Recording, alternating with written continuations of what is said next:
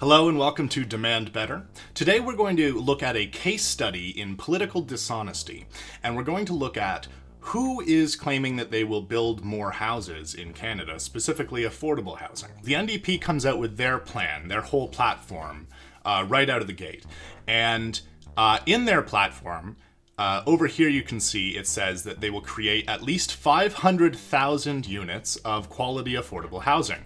So they are talking about 500,000 additional units, essentially.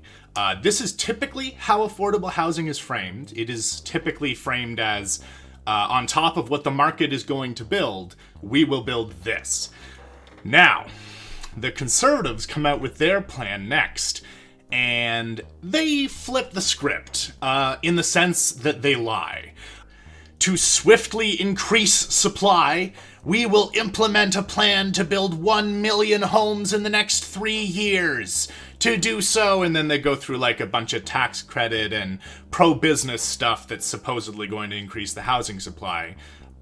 When, there's a lot of issues where the rich are the ones benefiting from the housing crisis. They're the ones who own the assets that are going up in price. And they're also the ones who donate to the Conservative Party, typically.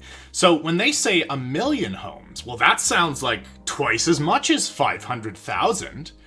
But if you look at it even just a tiny bit deeper, so I will go to the Financial Post. The Financial Post is a conservative newspaper that covered the release of this plan, and right at the very start they say the Conservatives have promised to build 1 million homes in the next 3 years. So already that they're adopting and using the framing of the Conservatives, which is natural. They do want to at least let you know what the Conservatives are saying their plan is.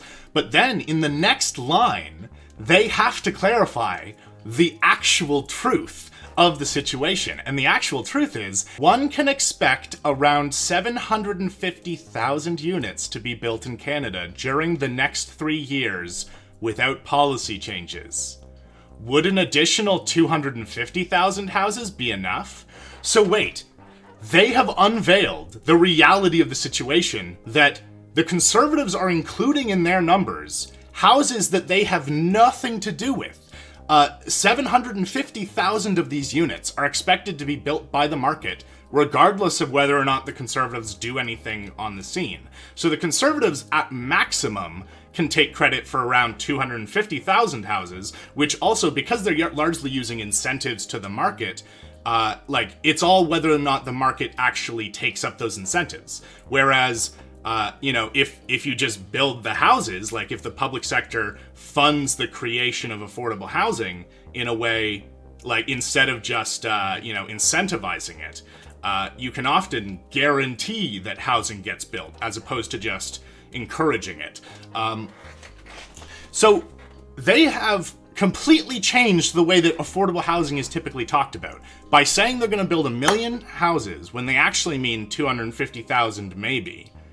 They have already shifted the conversation in a way that is very dishonest. So, the Liberals buy into this framing, and based on its relationship to Erin O'Toole's plans, a re-elected Liberal government will build, preserve, or repair 1.4 million homes in the next 4 years.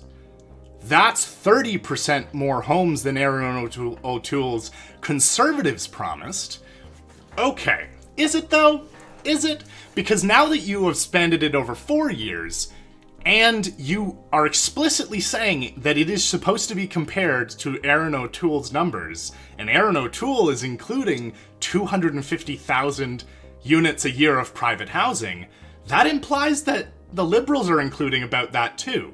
And in fact, there's no reason to expect that the housing would decrease in building. So the reality is 1 million of those 1.4 million homes are houses that were already going to be built. That is the way that they are counting these numbers. And so if 1 million is already going to be built, that means now they're only planning to build 400,000. And look at the wiggle room they've given themselves with this previous sentence. A re-elected Liberal government will build preserve or repair 1.4 million homes. And now that we know that 1 million of those homes were already taken care of by the market, that means that they're only committing to a maximum of repairing, building, or preserving, whatever preserving means, only 400,000. That's, and over 4 years, that's only 100,000 a year.